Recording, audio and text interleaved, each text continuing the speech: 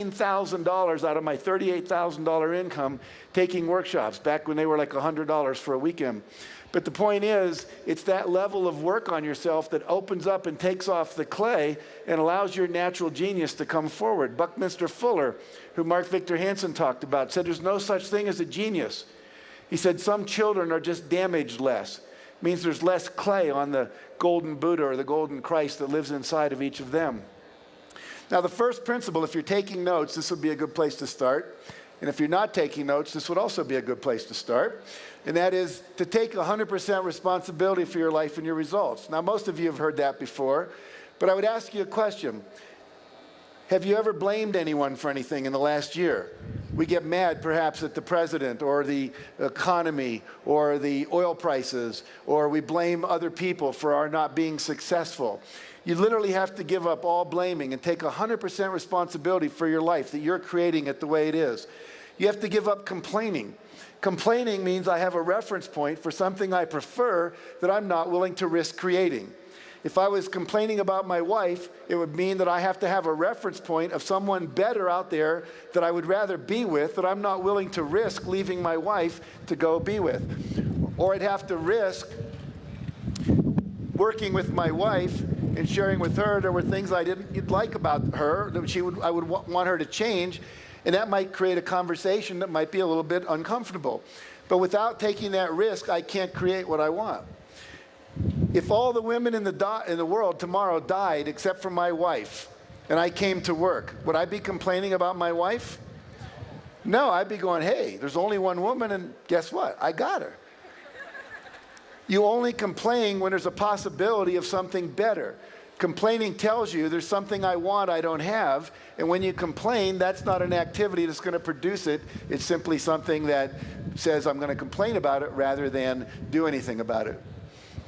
Give up all justifying for why you didn't achieve your results, all defending your positions that don't work, and all excuse making. Now, I met this kid named Matty Christensen when he was 11 years old. We were interviewing him for one of our chicken soup books.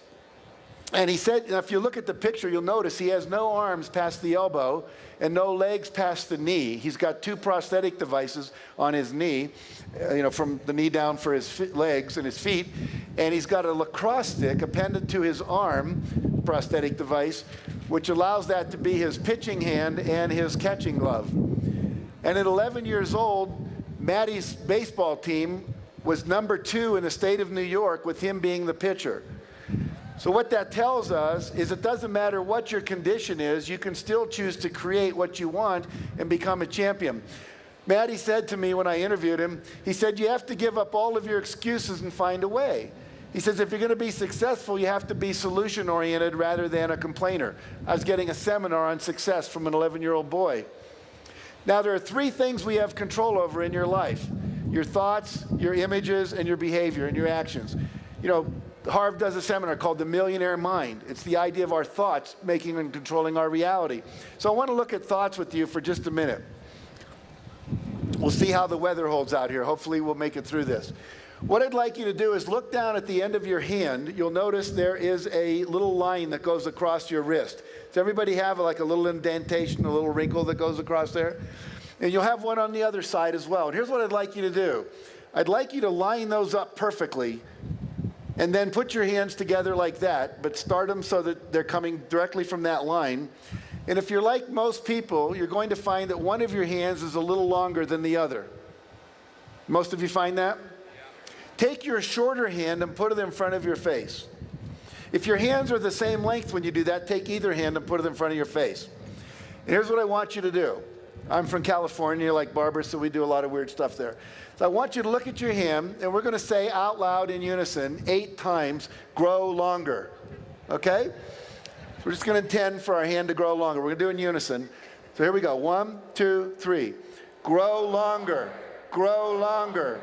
Grow longer. Grow longer. Grow longer. Grow longer. Grow longer. Grow longer. Okay, stop. Now line them up exactly the same as before, and notice what happened.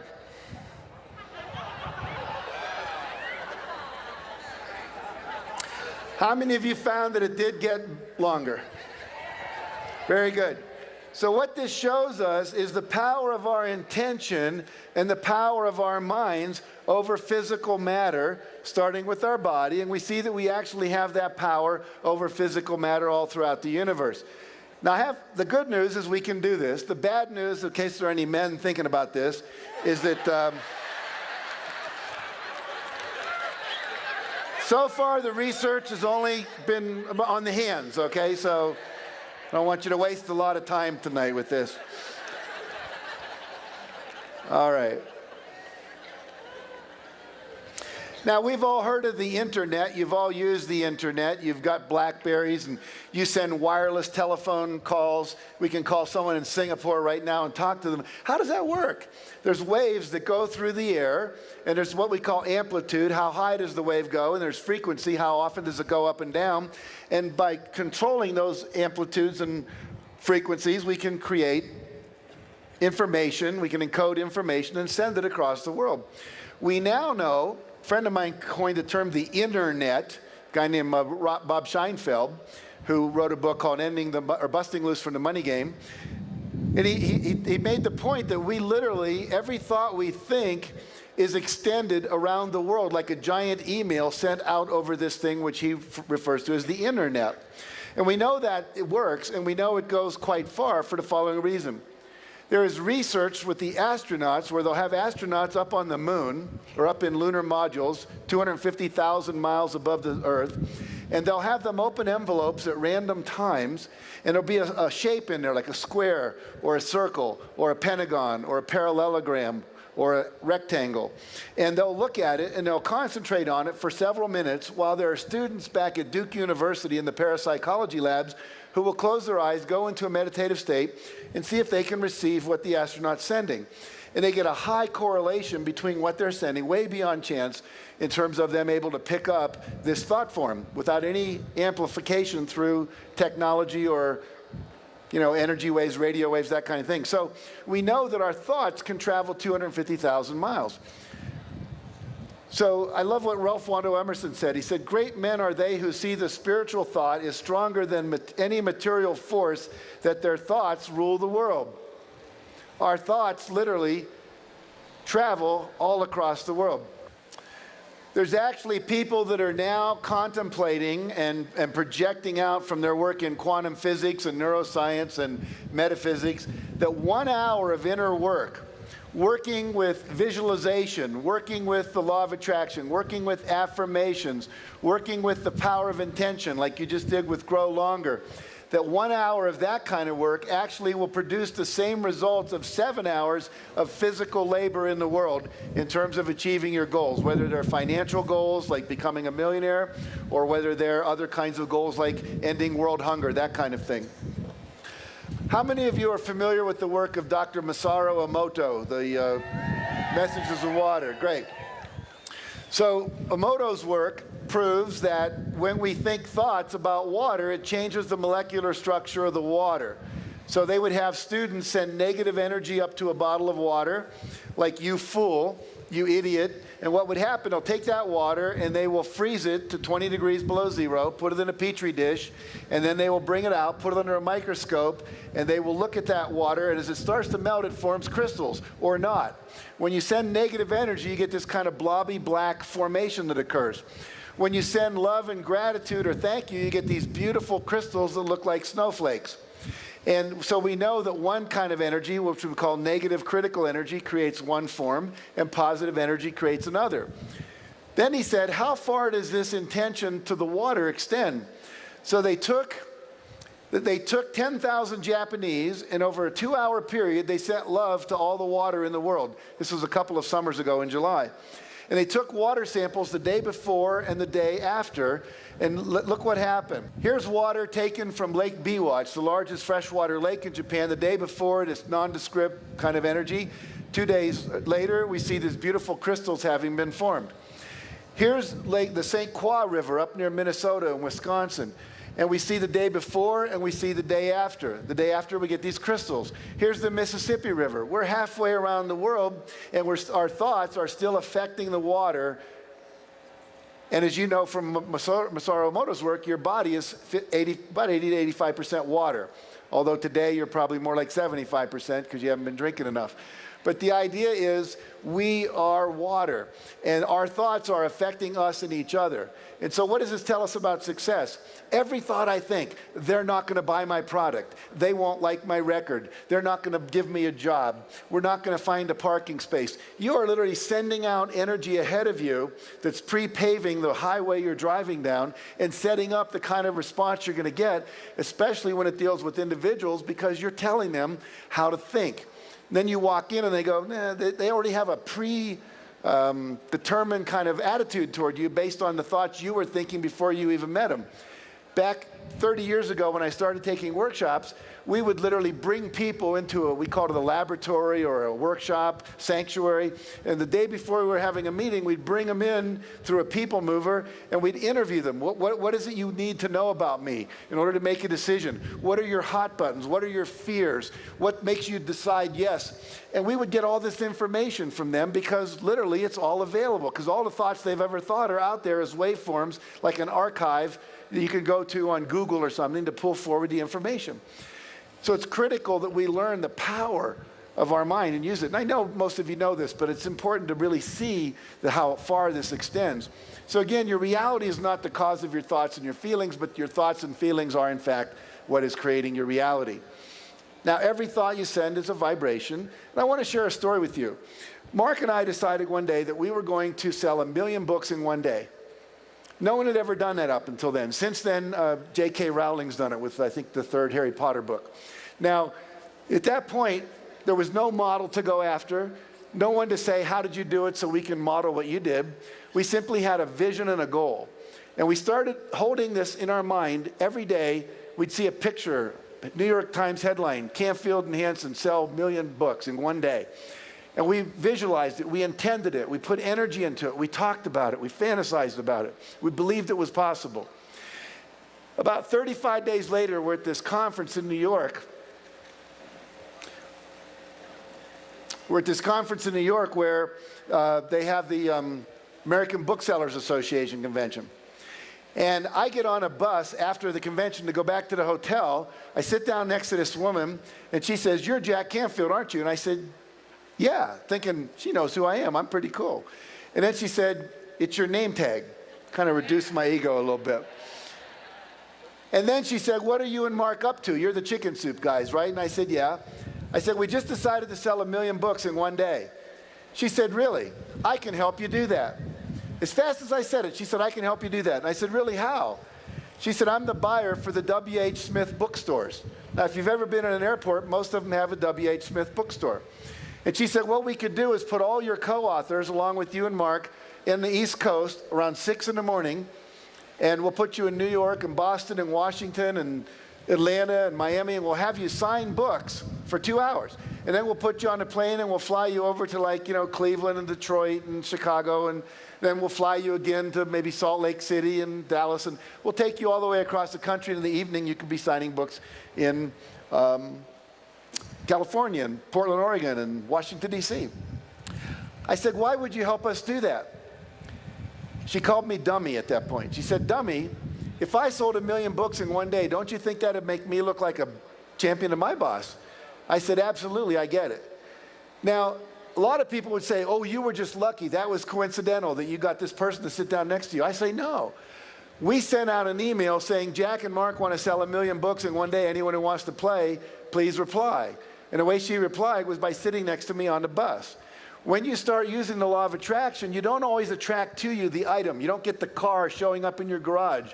But what you do get is the resources, the strategies, the magazine articles, the books that people put in your hand, the seminars they tell you to take, and people like this sitting down next to you saying, "Hey, I can partner with you and we can make this happen." And that's happened over and over and over and over in our life.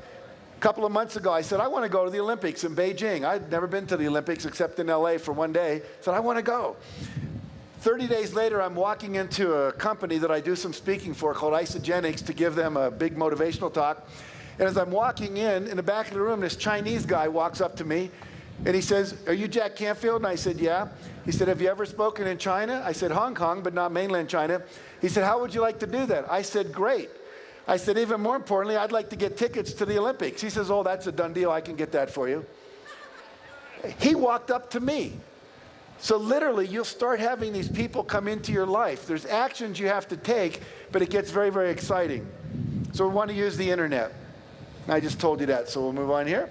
Now, you may remember in the movie The Secret, it talks about the 3 steps: ask, believe, and receive.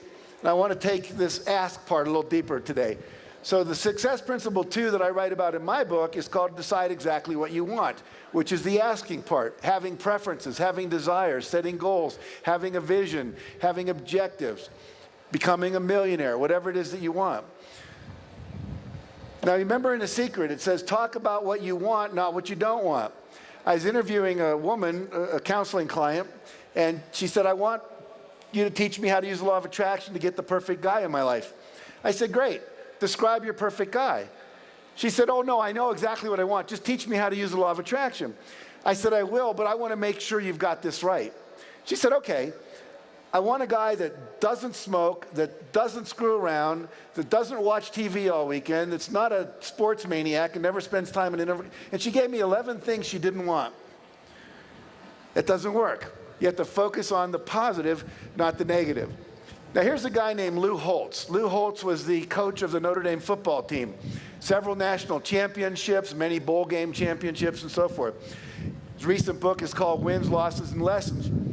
Now I wrote a book, or edited a book, a year ago called You've Got to Read This Book. And I interviewed 55 people, along with Gay Hendricks, about the book that had changed their life. Was there one book that changed your life? And he said, yes, there was a book that changed my life. It was called The Magic of Thinking Big by David Schwartz. I see a few people are clapping. You've read the book. Exactly. Now, in that book, David Schwartz says you should make a list of all the things you want to achieve before you die. And he recommends a list of 100 things. I know Mark mentioned that this morning. So Lou Holtz had just lost his job. He was an assistant football coach, lost his job. And he was home, and his wife had to go back to work as a radiologist to make enough money to feed them. And one day she came home and she said, I was in a supermarket and they had this book for sale called The Magic of Thinking Big. Why don't you read it? So he read it. He wrote out 107 goals that he wanted to achieve. And when his wife came home at night, he was real excited and he showed it to her. He said, honey, look, 107 things that I want to achieve in my life. Thank you for this book. It's got me real excited. Why don't you read my list? So she read the list. Then she said, at the end of the list, she said, Lou, you need to add one more goal to the list. He said, what's that? She said, find a job. Find a job, Lou. We need to have a job. Now he had 108 goals. Lou's now in his 70s, and when I was interviewing him, he said, I have achieved 102 of those 108 goals. And those goals included winning a national football championship, eating dinner at the White House with the sitting president, meeting the Pope, going to the Vatican, appearing on the Johnny Carson late night show. All major goals. Landing a plane on an aircraft carrier was another one he had. Now, what he said was the goals give you direction. They give you a sense of movement in your life. John Goddard is another person we wrote about in the first Chicken Soup for the Soul book. He set 127 goals when he was 15. He's now in his 70s. He's achieved 115 of his 127 goals. So I really want to have all of you do that as a way to get clear about what it is you want in your life. If you've not yet done that exercise, sometime before you get home, on the plane home or whatever, start to think about what would be 101 goals that I want to achieve. When I was interviewing General Wesley Clark, he said it doesn't take any more effort or any more time to dream a big dream than it does to dream a small dream. Barbara today was talking about dreams of changing the world, of bringing your influence and your essence, your contribution out into the world. Big dreams. Mark talks about ending hunger and biofuel, and today we're doing the Live Earth, and we're talking about creating a sustainable planet that's ecologically feasible, that has social justice for all, and that has economic sustainability for everybody. Those are huge goals. Let your goals be as big as you want, but don't make them bigger than you want because you don't have to. In other words, trust what you want to do. Walt Disney said, if you can dream it, you can do it. You're not allowed to have a dream that you don't have the capacity to create, either through your own efforts or the efforts of gathering a team together. How many of you have a GPS system in your car? How many of you know what a GPS system is?